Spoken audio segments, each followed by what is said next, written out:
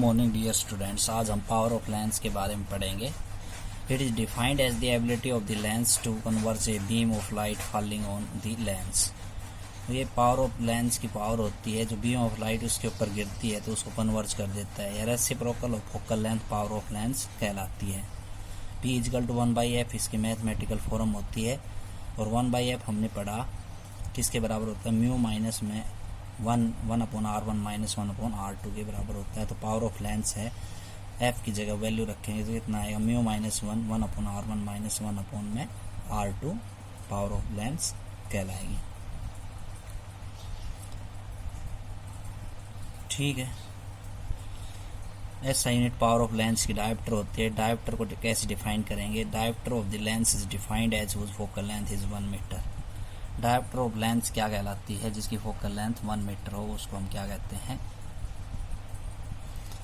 1 dioptre कहते हैं। अगली यूनिट है यूनिट नंबर 6। उसमें सबसे पहले आता प्रिज्म और prism formula. The prism is a transparent medium which have many faces but 2 face are in use, they are inclined to each others. Prism एक ट्रांसपेरेंट मीडियम होता है जिसके काफ़ी फेस होते हैं, जिसमें से 2 फेस जो हैं वो यूज में आते हैं, वो एक दूसरे के इंक्लाइंड रहते हैं।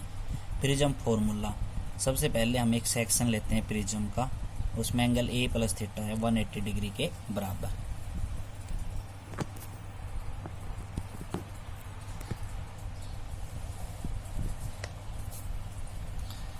ये हमने प्रिज्म फॉर्मूला ले लिया। इसमें हमने एक रे ऑफ लाइट इंसिडेंट करवाई, एक फेस पे रिफ्रैक्ट होके वो ऐसे गई स्ट्रेट, और फिर आफ्टर रिफ्रैक्शन से फिर वो ऐसे चली गई। तो यहाँ पे हमने नॉर्मल ड्रा किया और यहाँ पे नॉर्मल ड्रा किया। तो ये नॉर्मल ड्रा करते हैं तो इंसिडेंट एंगल ये I है, और R1 क्या है, रिफ्रैक्शन एंगल है, और इस फेस के द्वारा इंसिडेंट एंगल I2 ये है, और रिफ्रैक्शन एंगल R2 ये है। ठीक है। जब ये आपका R1 है, ये पूरा I है, तो ये बच गया I माइनस R1, और ये बच गया I2 माइनस में R2 ये वाला। ठीक है। और जब इन दोनों रे को पीछे मिलाते हैं तो ये डेल्टा एंगल बनता है, इसको एंगल ऑफ डाइवेशन कहते हैं। ये भी हमें कैलकुलेट करना है। ठीक।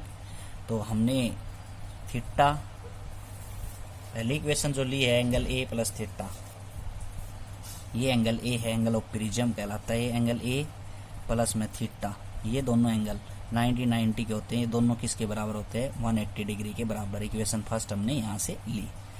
इन ट्रायंगल PO क्या हो ट्रायंगल लेते हैं, तो देखो यहाँ से P ये रहा, O ये रहा, और क्या ये रहा, मीन्स ये ट्रायंगल से। इसके अंदर देखो R1 plus R2 plus theta 180 degree के बराबर है। R1 R2 और थीटा तीनों ट्रायंगल के एंगल का सम जो ये है 180 होता है। फ्रॉम इक्वेशन फर्स्ट और सेकंड से तो R1 प्लस R2 किसके बराबर बचेगा, A के बराबर। इक्वेशन नंबर 3, थीटा से थीटा कैंसिल हो जाएगा, और एंगल A प्लस थीटा किसके बराबर था, 180 के बराबर। तो 180 बराबर होंगे, तो इसको कंपेयर करेंगे तो R1 प्लस R2 बराबर A बचेगा। Equation number 3। ठीक है। और डेल्टा जो एंगल है वो क्या होता है, देखो डेल्टा एंगल्स जो ये है डेल्टा एंगल्स, तो ये किसके बराबर है, I1 माइनस R1 प्लस में I2 माइनस में R2, वो डेल्टा के बराबर। इसका मतलब ये हमने एंगल सम प्रॉपर्टी लगा दी। 2 ट्रायंगल जो ट्रायंगल्स है अपने ट्रायंगल ये कौन से, P Q और M। ठीक है। तो in triangle P Q M और P Q N के अंदर exterior angle sum of 2 interior angle के सम के बराबर होता है। तो डेल्टा किसके बराबर हुआ, I1 minus R1 plus I2 minus R2 के बराबर। ठीक। तो यहाँ से I1 प्लस I2 हमने इकट्ठा लिख लिया, माइनस R1 प्लस R2 इकट्ठा लिख लिया ब्रैकेट में। Equation number 4।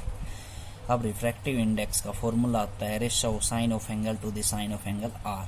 वो किसके बराबर होता है, कांस्टेंट या रिफ्रैक्टिव इंडेक्स के बराबर।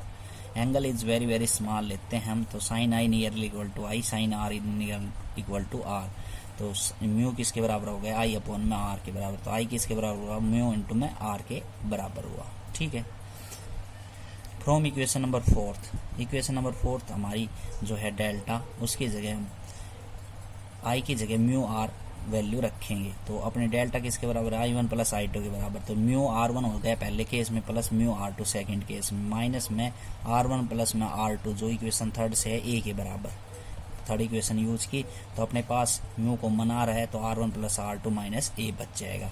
तो डेल्टा की वैल्यू क्या बच गई, R1 प्लस R2 जो है वो ए के बराबर है, तो म्यू ए माइनस ए, तो म्यू माइनस 1 इंटू ए कॉमन ले लिया। ठीक है, तो डेल्टा एंगल ऑफ डाइवेशन किसके बराबर आया, म्यू माइनस 1 इंटू ए के बराबर आ गया। The deviation angle is minimum when I1 बराबर I2 इजगल टू 1। डाइवेशन एंगल मिनिमम कब होगा, जब I1 और I2 दोनों इंसिडेंट एंगल 1 के बराबर होंगे और R1 और R2 किसके बराबर होगा, R के बराबर, और दोनों इंसिडेंट एंगल आपस में बराबर होंगे I के बराबर। ठीक, तो using equation third and fourth, third equation जो हमारी है वो क्या है, R1 प्लस R2 बराबर A है, तो R1 और R2 तो किसके बराबर हो गए, R के बराबर, तो 2RA, 2R किसके बराबर हुआ, A के बराबर, और R की वैल्यू कितनी आ गई, A/2 आएगी। और डेल्टा की वैल्यू, जो delta angle of deviation equation number अपनी 4 है वो क्या, I1 प्लस I2, और I1 प्लस I2 किसके बराबर बताया, I के बराबर, तो ये हो गया 2I माइनस में R1 प्लस R2 A के बराबर होता है, तो 2I किसके बराबर हुआ, डेल्टा प्लस A के बराबर हो रहा है। इंसिडेंट एंगल यहाँ से आ गया डेल्टा A प्लस में 2 के बराबर। ठीक है, अब इनका हम यूज करेंगे, तो स्नेल्स लॉ लगाएंगे। तो स्नेल्स लॉ में क्या कहते हैं, म्यू इजकल टू साइन आई अपन में साइन आर, तो आई की वैल्यू तो डेल्टा ए प्लस 2 निकाल ली हमने, और आर की वैल्यू कितनी निकाल ली, A/2 निकाल ली, तो म्यू की वैल्यू आ गई sine delta A/2 upon sine A/2, ये ही प्रिज्म फॉर्मूला है। डाइवेशन एंगल क्या होता है, the angle made by the incident ray and the emergent रे produce backward direction, this angle is called angle of deviation. Delta को define कर रखा है। डाइवेशन एंगल क्या होता है, जो इंसिडेंट रे है और इमर्जेंट रे उसको हम पीछे की तरफ प्रोड्यूस करेंगे और दोनों जब मिलेंगे तो एक एंगल बनता है, उसको एंगल ऑफ डाइवेशन कहते हैं। मिनिमम एंगल ऑफ डाइवेशन क्या होता है, if deviation angle is decrease then the angle incident increase, but at a particular point angle of deviation is minimum. देखो डाइवेशन एंगल मिनिमम कब होता है, जब अगर हम डाइवेशन एंगल को क्या कर देते हैं, कम कर देते हैं तो इंसिडेंट एंगल बढ़ जाता है, लेकिन एक पर्टिकुलर पॉइंट ऐसा आता है जहाँ पे एंगल ऑफ डाइवेशन क्या रहता है, मिनिमम रहता है। अगला था dispersion of light. A white light passing through a prism is splitting into 7 colour, this phenomena is known as dispersion of light. Dispersion of light किसे कहते हैं, जब हम एक व्हाइट लाइट को किसी प्रिज्म में से पास करेंगे तो 7 रंगों के अंदर टूटता है, उसको हम डिस्पर्जन ऑफ लाइट कहते हैं। A band of colour obtained होता है, उसको हम क्या कहते हैं, स्पेक्ट्रम। तो जो स्पेक्ट्रम होता है कलर का, 7 कलर का, विब गौर से उसको याद रखते हैं। ठीक है, तो आज के लिए इतना ही। तो डिस्पर्जन ऑफ लाइट तक आपको याद करना है। Thank you.